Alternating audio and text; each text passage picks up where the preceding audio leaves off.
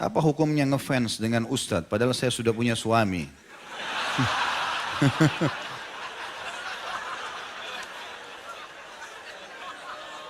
Ini perlu dirincikan, ngefans apa dulu?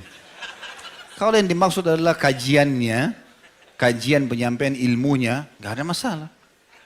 Tapi kalau fisiknya jangan. Nggak boleh. Semua muslimah kalau sudah menikah, suamiku adalah rajaku. Sudah selesai. Nggak ada lagi, haram, tidak ada poliandri. Ya. Nggak ada. Hah? Tidak boleh. Ya. Kalau cuma pelajaran yang disampaikan, nggak ada masalah. Ya, ilmunya itu nggak ada masalah. Mungkin penampilan lalu kemudian berharap suaminya bisa, itu mungkin umum. Tapi kalau sudah menyukai, akhirnya beralih sukanya dari suami kepada orang lain, ini nggak boleh. Hukumnya haram dalam Islam, tidak boleh sama sekali. Karena tidak ada poliandri kan gitu. Kalau poligami boleh laki-laki. Ya, pembelaan kepada sama jenis saya. Jika kita menahan buang angin ketika sholat dan angin tersebut masuk lagi.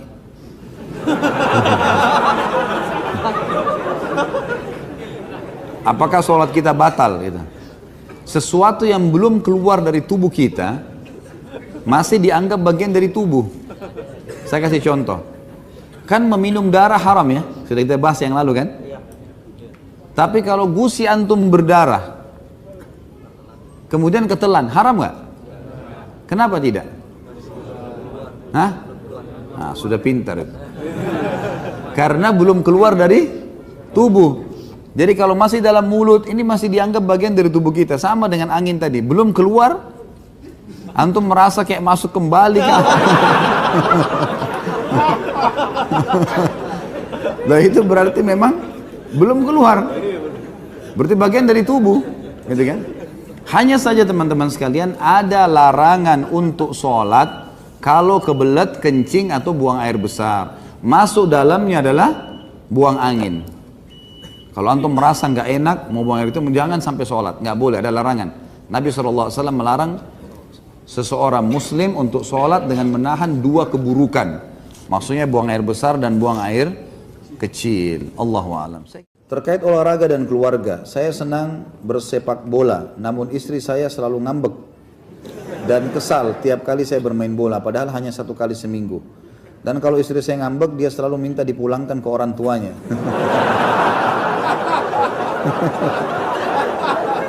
Sebentar, ada lagi lanjutannya.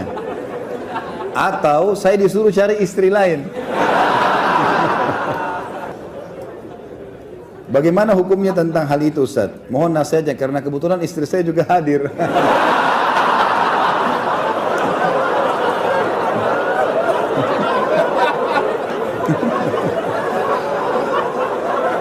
La haula. Tapi kalau yang kedua mungkin senang suaminya. Suruh cari istri lain gitu. Kira-kira kalau tiba-tiba suaminya nikah lagi gimana nih? Akhirnya dia bilang, coba dari dulu saya suruh main bola saja. Bagi supir bus antar kota saat puasa dan sholat, apakah mendapat keringanan hukum seperti musafir? Doakan supaya saya dimudahkan jodohnya. Kalau tanya tentang supir saja. Harus selip jodoh ini. Kasihan betul bujang-bujang. Baiklah, mudah-mudahan menikah cepat. Aminnya Masya Allah. Kalau seseorang itu sudah rutin menjadi sebuah kebiasaannya, dia bukan musafir lagi sebenarnya. Hari ini berangkat, besok berangkat, bolak-balik, itu sudah bukan musafir dia. Karena jalur rutinnya dianggap sudah tidak safar lagi. Sama dengan dia mukim di antara dua perjalanan itu, ya. Jadi sebaiknya dia sudah tidak mengambil hukum musafir. Karena musafir itu memang orang yang datang, dia balik, belum tentu dia kembali lagi. Allahu alam kapan dia kembali. Tapi kalau sudah begini, yang setahu saya sudah tidak dianggap lagi musafir. Ya, tetap dia sholat. Mungkin ya kalau sholat memang dia khawatir nggak bisa dia berhenti, lalu dia jamak di perjalanan mungkin masih bisa. Tapi kalau batal puasa saya sarankan tidak usah. Ustaz, Anda pernah mimpi dijegal syaitan yang menyerupai sapam.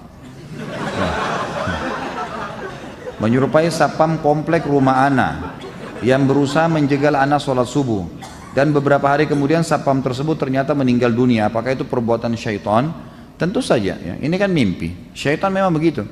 Bisa saja, apalagi sholat subuh. Memang sholat subuh itu kata kunci. Kalau kita dibuat takut-takut sholat subuh itu berarti dari syaitan memang. Karena memang dia tahu kalau sholat subuh kita nggak bisa ganggu kita. Seharian sampai besok subuh lagi ya, dijamin.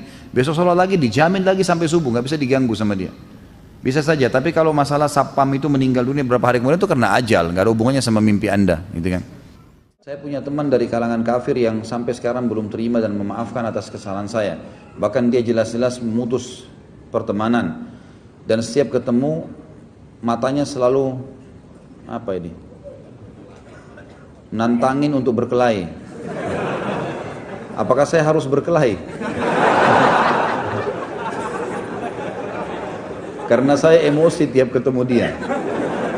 Nantangin terus, dan kalau saya berkelahi apakah itu termasuk jihad?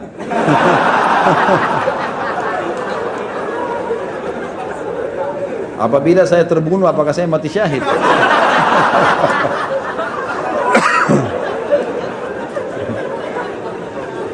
Untung bertanya ini. Kalau dia nggak tanya bisa bahaya. Atau salah orang dia bertanya betul-betul besok dibunuh sih.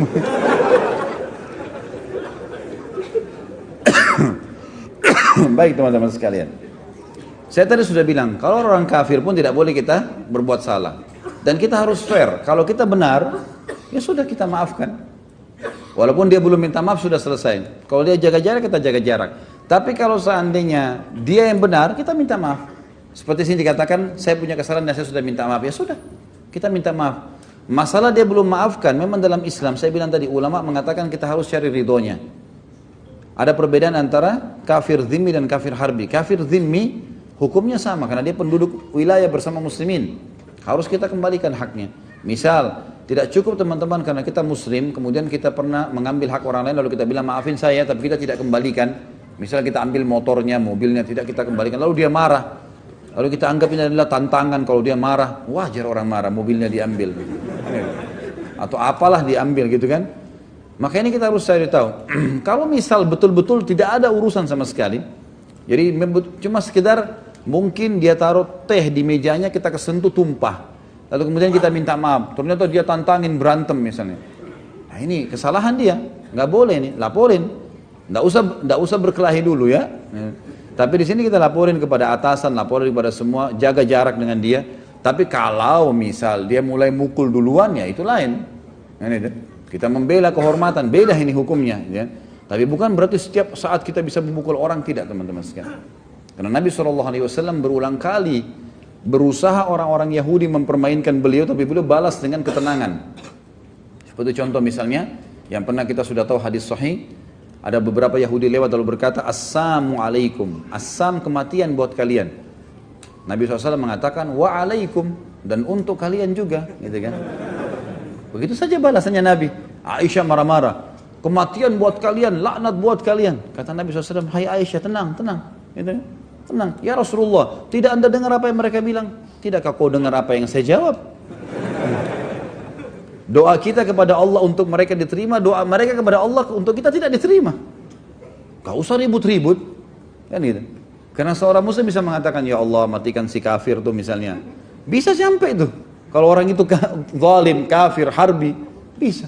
Nabi SAW berapa kali kan mendoakan kehancuran kaum yang membunuh para penghafal Al-Quran gitu kan.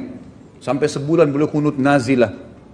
Itu bisa saja terjadi. Jadi tidak selamanya harus di sini masalah. Apalagi teman kantor, pukul-pukulan, ada peraturan pemerintah. Nanti akhirnya kita jadi terjerumus ya ke penjara, segala macam, merusak masa depan kita. Nggak perlu semua dihadapi dengan cara seperti itu. Ya, sudah selesai. Tidak mau berteman, nggak usah. Jadi nggak usah terlalu ngoyo kita berteman pada orang, apalagi orang non-muslim. Setelah berhubungan suami istri, apakah boleh sholat wajib hanya dengan wudhu tanpa junub, tanpa mandi? Nggak boleh lah. Ini iseng aja bertanya. Wajib mandi junub ya akhi. Atau mungkin yang nanya masih bujang kali ini. Belum punya pengalaman ya.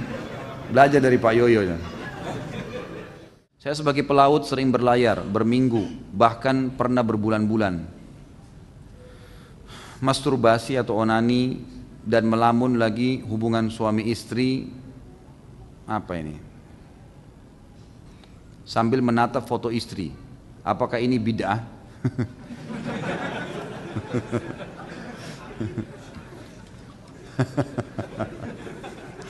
Jazakallah khair, pertanyaannya membuat orang tertawa di malam hari ini. Jadi teman-teman sekalian, onani haram. Nggak boleh dalam Islam. Sama memuaskan diri dengan cara pribadi begitu nggak boleh dalam Islam. Caranya bagaimana supaya tidak terjadi? Jauhkan semua fasilitas yang bisa mengundang syahwat. Nggak boleh, gitu kan?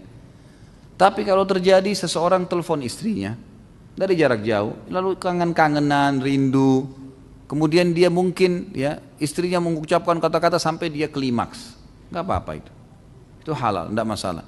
Tapi jangan lakukan hal-hal yang tidak benar, teleponnya diciumin lah, apalah. Itu bukan istri, itu telepon, apa mau dicium gitu.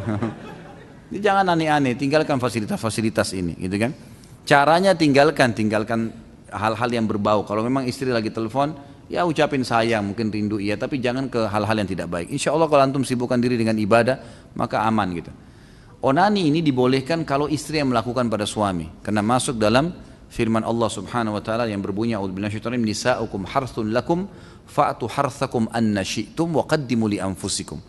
Artinya, perempuan itu istri kalian adalah ladang buat kalian, maka datangi ladang kalian semau kalian, boleh. Selama bukan dubur, tidak digauli di duburnya, tidak digauli haid dan nifas, boleh, gitu kan? Dan dahulukan diri kalian.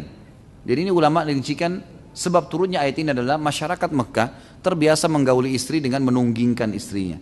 Waktu sahabat-sahabat hijrah ke Madinah dari Mekah, muhajirin, wanita Madinah terbiasa digauli dengan suaminya sementara mereka tidur dan suaminya dari atas.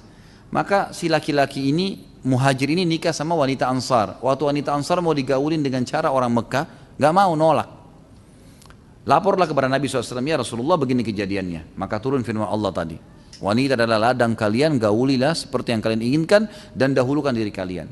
Jadi ibu-ibu tentunya harus bisa memahami juga ayat ini. Kalau suaminya pengen gaya tertentu itu gak apa-apa, asal jangan hal-hal yang haram seperti dubur, gak boleh, gitu kan? Tidak boleh. Dan boleh mendahulukan diri sendiri dalam arti kata boleh membahasakan kepada pasangan, saya mau begini, saya mau begitu, nggak ada masalah. Yang diharamkan saja yang ditinggalkan, yang tidak, yang boleh maka boleh dilakukan, gitu kan?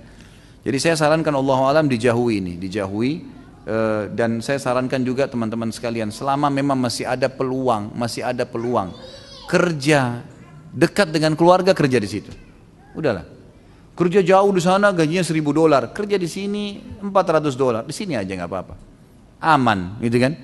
Daripada jauh sana menderita, akhirnya foto dicium-cium kan jadi masalah. Jadi lebih baik jangan. Allahu a'lam. Haruskah kita menundukkan pandangan apabila menonton TV atau membaca majalah? Kalau anak naik motor, anak menundukkan pandangan, anak takut nabrak, Ustaz.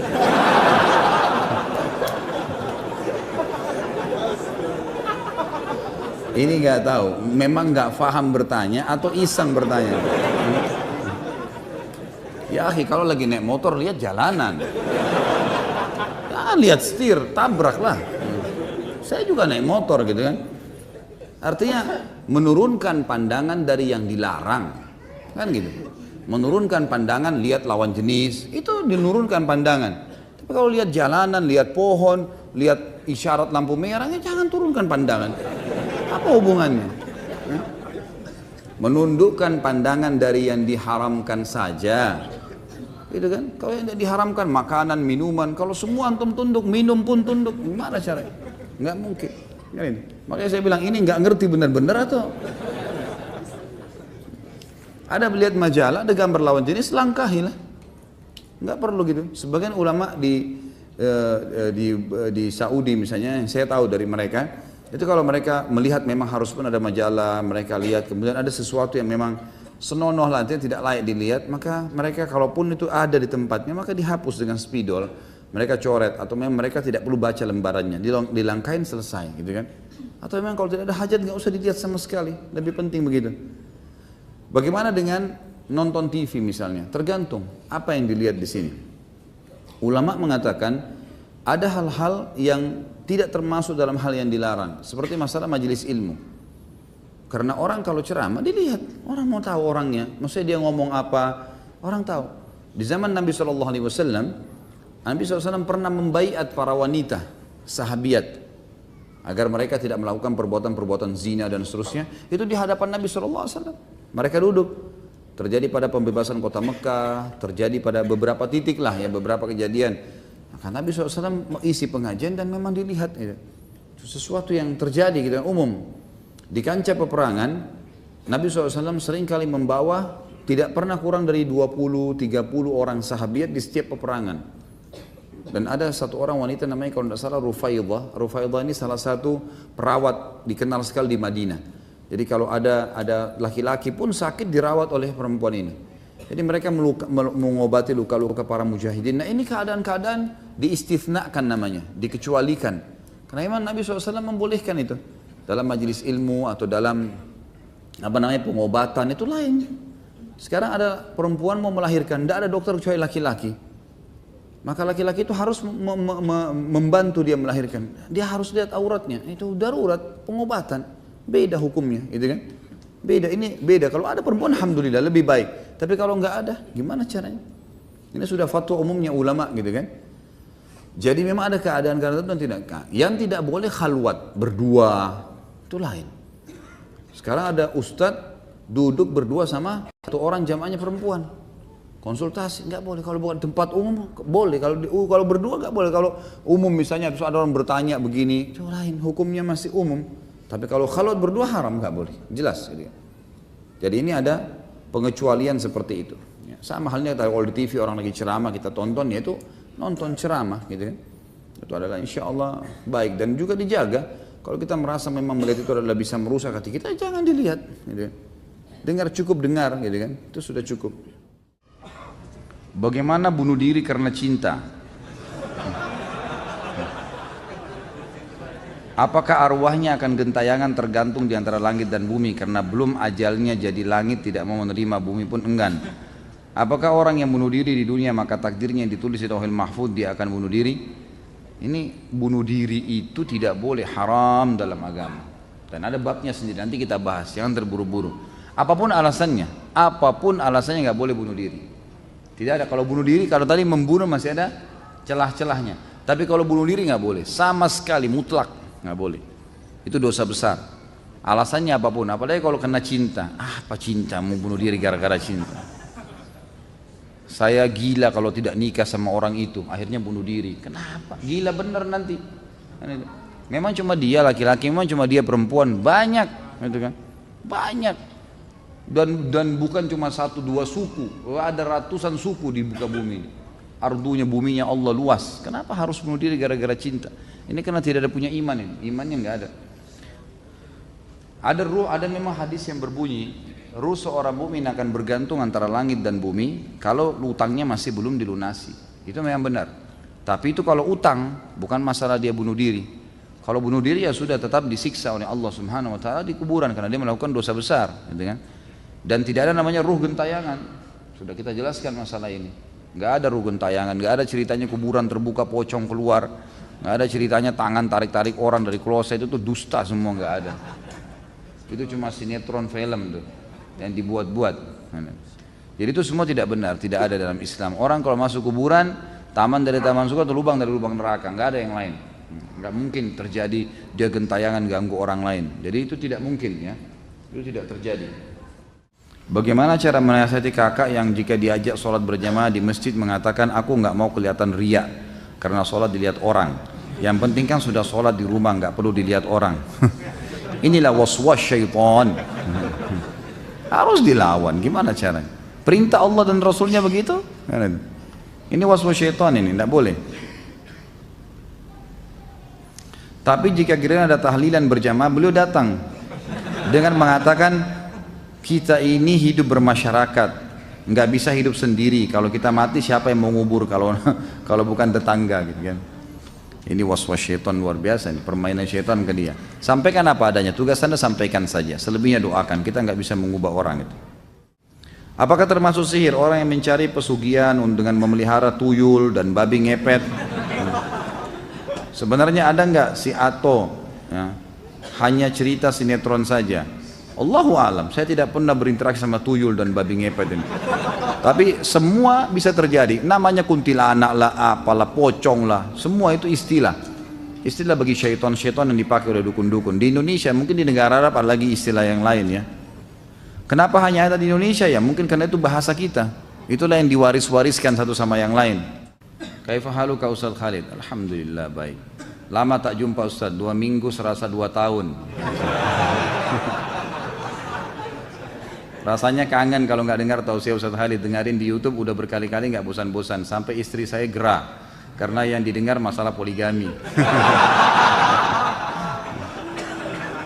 Ceramah saya itu ada 300 judul. Poligami itu belum pernah judul khusus ya, cuma pertanyaan. Kenapa antum dengar yang itu? Gitu. Kan masih banyak yang lain gitu. Emang sengaja cari gara-gara kan gitu. Ana mau nanya, apakah ain bisa mengena ke barang atau hanya orang saja? Bisa ke barang. Bahkan di Saudi itu saya dengarkan dari para masyayikh, dari para ulama-ulama kita tuh bisa sampai merusak kendaraan. Ada mobil baru lewat, oh baru ya, bagus ya, itu bisa tabrakan itu. Makanya harus hati-hati. Caranya diobati dengan selalu mengucapkan Masya Allah, Tabarakallah. Nah kalau di Saudi itu sudah menjadi tradisi orang karena mereka faham sekali. Dan ada hadis Nabi, hati-hati teman-teman. Bunyinya gini, kata Nabi SAW, mayoritas umatku mati penyebabnya ain. Penyebabnya ain. Justru karena hasutnya orang. Jadi rumah tangganya orang bisa pecah, usahanya bisa bangkrut, badannya bisa sakit, itu karena ain. Dan obatnya sederhana. Obatnya setiap orang puji, kita mengatakan Masya Allah, Tabarakallah. Selalu begitu. Atau kalau kita memuji, kita juga mengucapkan. Walaupun antum tidak punya penyakit ain, tetap harus hati-hati. Setiap muji anak, muji istri, muji suami, muji kendaraan sendiri, Masya Allah, biasakan.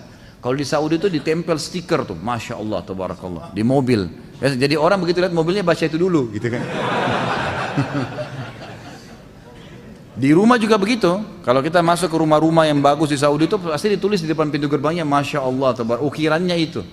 Ukirannya itu. Kalau kita kan banyak ayat kursi, banyak Allah dan Muhammad. Kalau di sana memang tulisan itu dan memang itu perlu disosialisasikan, dibiasakan ya, karena memang itu caranya. Anak-anak kita baru lahir ada yang datang lucu ya, Masya Allah. Kita yang bilang, oh rumah kamu bagus ya, Masya Allah. Kita selalu bilang Masya Allah. Itu usahakan di lidah kita. Dulu saya suka nyanyi goyang dumang yang ditampilkan oleh artis Cita-Cita atau apa ini. Sehingga kadang saya pengen menghadiri konsernya, hampir-hampir saja saya menjadi fans Cita-Cita tadi itu ya. Tapi saya kembali menyadari kalau apa yang ingin saya lakukan adalah perbuatan yang tidak terpuji. Kemudian saya mulai punya inisiatif yang menurut saya positif, yaitu daripada saya mendengarkan lagu dan goyangan tadi Cita-Cita itu, lebih baik saya meminta istri saya bernyanyi dan bergoyang ya, seperti Cita-Cita tadi untuk saya tanpa dibarengan musik, karena kebetulan istri saya dahulu pandai bernyanyi dan bergoyang. Apakah inisiatif saya ini diperbolehkan dalam ajaran Islam? Boleh sekali, nggak masalah, boleh, tidak ada masalah. Pak Yoyo mau praktek ya? Boleh nggak?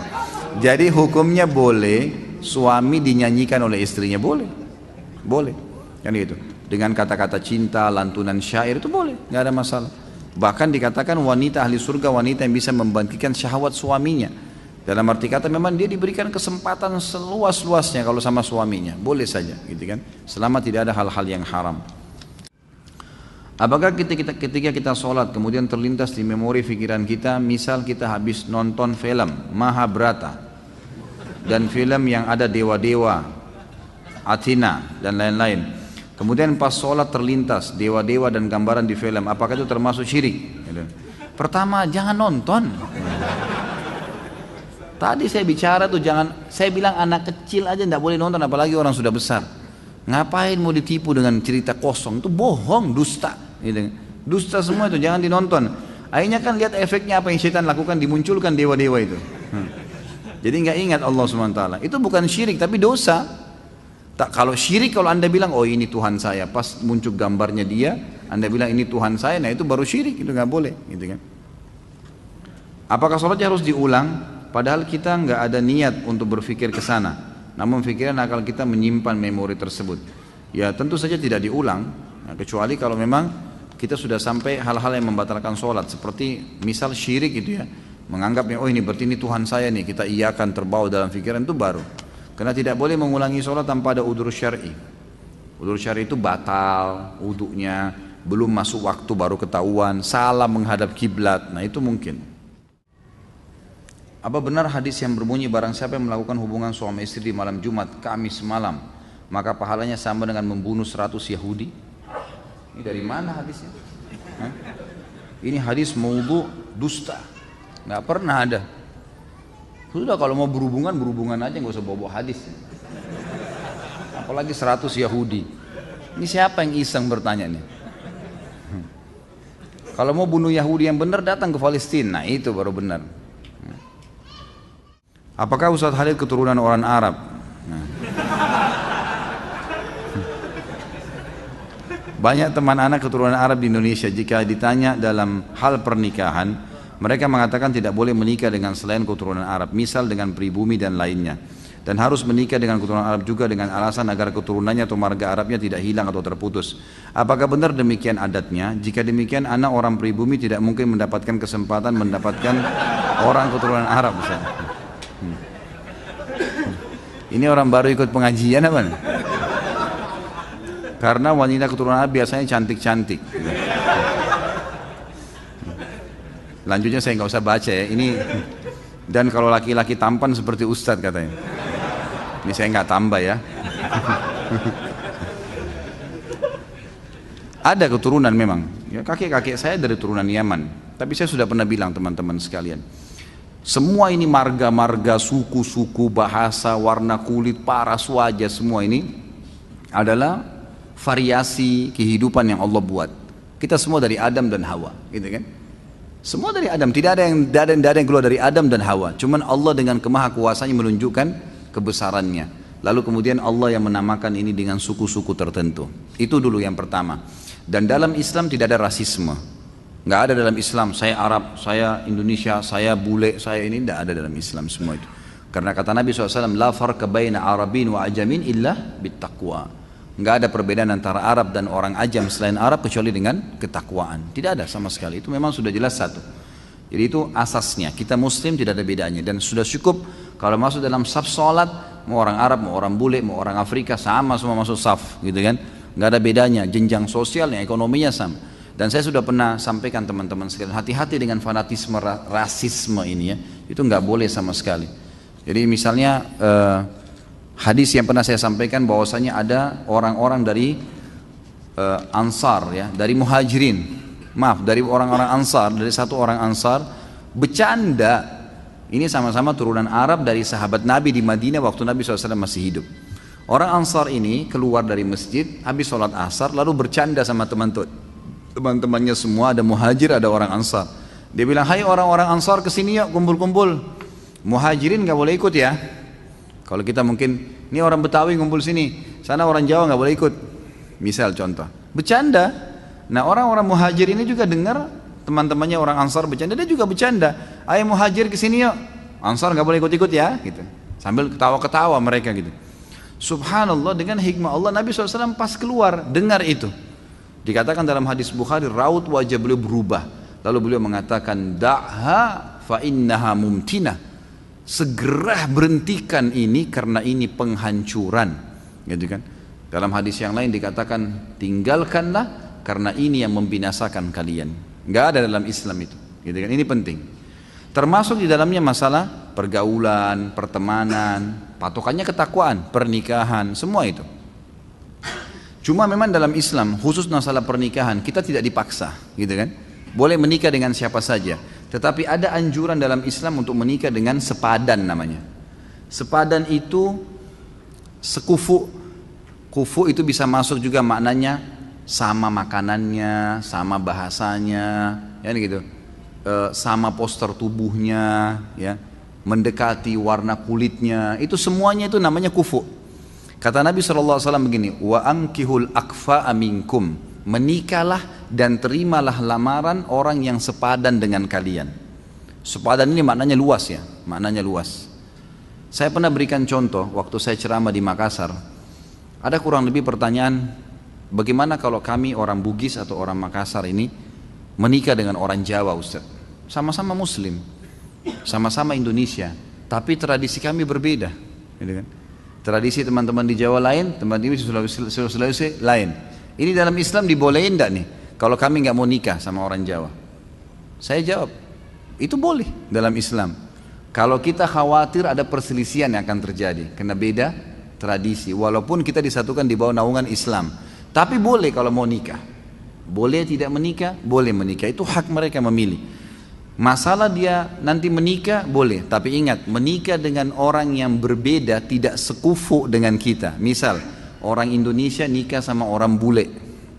Ini hidup di alam mana, makanannya lain, cuaca biasa negaranya berbeda, kemudian kita juga terbiasa dengan makanan, terbiasa dengan pakaian dan seterusnya, lalu menikah. Bolehkah sama-sama Muslim? Boleh.